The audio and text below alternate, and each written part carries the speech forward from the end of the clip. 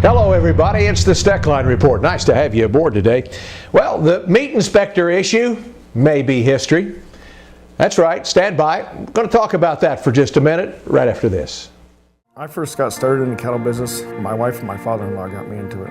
I love dealing with the animals and being in the outdoors. At American Ag Credit, I know a lot of them are in the same business that I am. Therefore they understand what I need and what problems I'm against, so they can work with you on it. And it makes it much easier. It's been passed down to me through the generations, and I want to pass it on down to the next generation or two.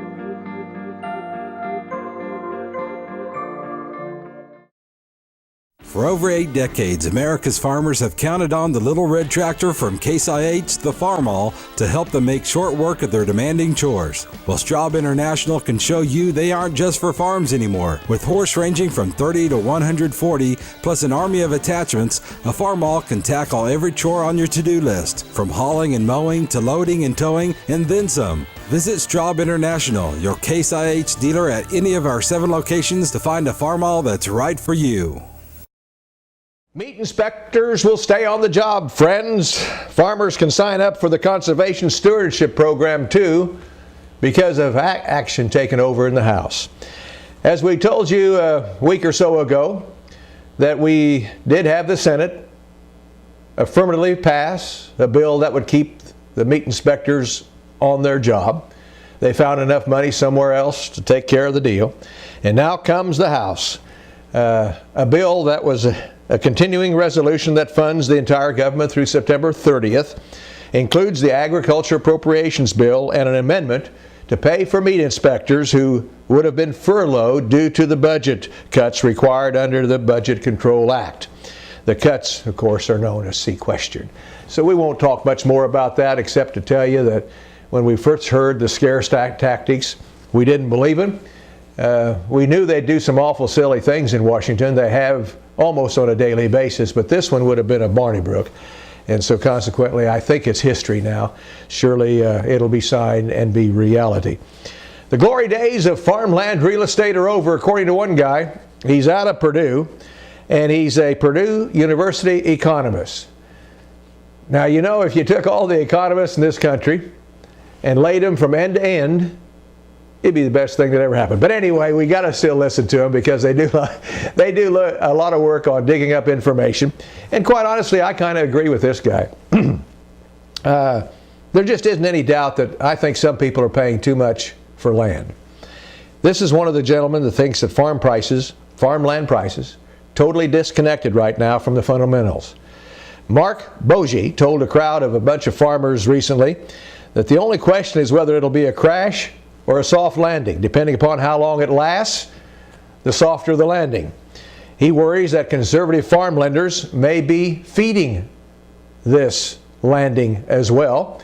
Kind of like the bankers, of course, who loaned 1.5 times the house's worth before the crash. Remember that? Are we doing that in the farmland industry too now? It sure makes you wonder. But in any event, it's not the lenders that make the decision to buy the land. So I can't blame them a bit. I got to blame the old boy that goes like this at the auction. Yeah, he just waves a few too many times. And he might if what we see in the grain market becomes reality. And we're talking $4 corn now by USDA's figures. And everybody else as well, if we have a normal crop. I don't know how we can do that with subsoil moisture so short all across the nation, with the exception of maybe 2 or 3 states in the north. Even though we've had some nice moisture this late winter, it isn't enough to supply the subsoil. And you got to have that to grow a lot of good crops. In any event, from 2010 to 2012, Corn Belt states pegged a 52% increase in farmland prices. 52%.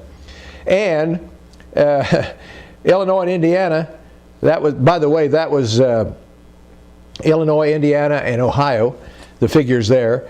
The low interest rates are causing people to kind of bid a little bit too much too. But the turning point will be interest rates.